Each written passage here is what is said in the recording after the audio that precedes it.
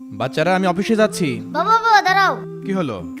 বাবা আজকে আমার প্রথম রোজা, আমি রোজা আছি। তাড়াতাড়ি ইফতারিক না টাকা দাও। বাবা আমিও রোজা আছি। কি বলছো তোমরা? তোমাদের কি রোজা থাকার বয়স হয়েছে? তোমরা এখন অনেক ছোট, রোজা থাকা লাগবে না। না বাবা আজকে আমি রোজা থাকবো। হ্যাঁ বাবা আমিও রোজা ভাঙবো না। হ্যাঁ মিথিলা আপু, তুমি সামনে বছর থেকে রোজা রাখো। তুমি দেখো না এই থাম, এই শোনো, আমি তোমাদেরকে 100 করে টাকা দিয়ে যাচ্ছি।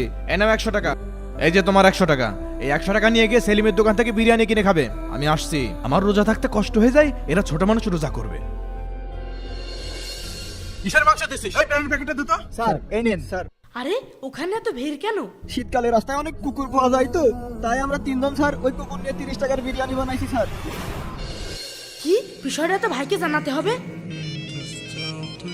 হ্যালো ভাই, হ্যাঁ মিশন বল। আপনি মিথিলা এবং আব্দুল আলকে সেলিমের দোকান থেকে বিরিয়ানি কেনার জন্য টাকা দিয়ে গিয়েছিলেন। হ্যাঁ দিয়ে এসেছিলাম তো, কেন কি হয়েছে? কিন্তু ভাই সেলিমের দোকানে তো বিরিয়ানির ভিতর কুকুরের মাংস পাওয়া গিয়েছে।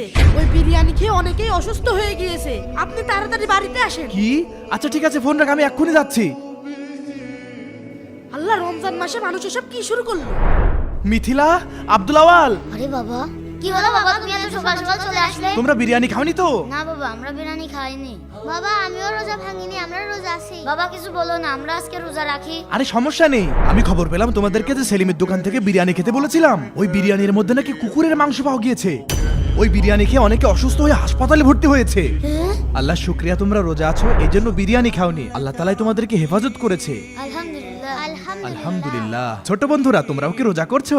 এবার কয়টা রোজা করবে কমেন্ট অবশ্যই জানাবে।